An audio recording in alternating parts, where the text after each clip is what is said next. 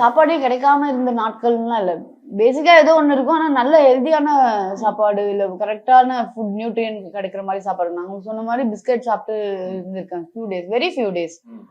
சாப்பாடு இல்லாம அப்படின்லாம் இருந்தது கிடையாது. பட் இப்போ நல்லா ஹெல்தியா அதெல்லாம் கிடைக்கும் போது அதை நினைக்கும் போது I wanted to tell her, கொஞ்ச நாள் தான் நீ இதெல்லாம், கொஞ்ச நாள்ல உனக்கு எல்லாமே சரியாயிடும்னு அப்போ போய் சொல்லுங்க. ஃபீல் பண்ணி இப்படியே நம்மளுக்கு தெரியாதுல்ல, நம்ம இந்த இடத்துல இருக்கும்போது இப்படியே போயிருமோ இப்படியே நடந்துருமோன்னு ஒரு ஃபீலிங்ல தானே இருப்போம். அந்த மாதிரி இருந்திருக்கேன். So I wanted to tell her, இல்லை இது சீக்கிரம் முடிய போகுது, நீ இவ்வளோ ஃபீல் பண்ணாத அப்படின்னு சொல்லணும்னு இருக்கு. அவ்வளோதான். நான் வந்து வேலூர்லேருந்து ஆடிஷனுக்கு ஸ்டார்டிங் டைமில் சென்னைக்கு டெய்லி கிளம்பி வருவோம். மார்னிங் பஸ் ஏறி எங்கள் வீட்டில் சொல்லிட்டாங்க, இதுமா இந்த மாதிரி இதில் போனீங்கன்னா சப்போர்ட் பண்ண முடியாதுன்னு சொல்லிட்டாங்க. நமக்கு ஒரு வைராக்கியம் இருக்கேன், நீங்கள் சப்போர்ட் பண்ணி நான் பார்த்துக்கிறேன். வேலையை வேறு விட்டோம். ஸோ வந்தால் இங்கே நண்பர்கள் கூட தங்குறது, நண்பர்களோட காசு வச்சு இது பண்ணுறது, அவங்களோட காசை வச்சு சாப்பிட்றது, அப்படி தான் போயிட்டு இருக்கோம்.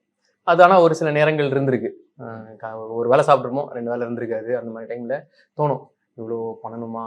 அதான் மிஸ்டர் கோல்டு, தரத்திலையும் அளவுலையும் நோ காம்ப்ரமைஸ். மிஸ்டர் கோல்ட் 100% கடலெண்ணெய்.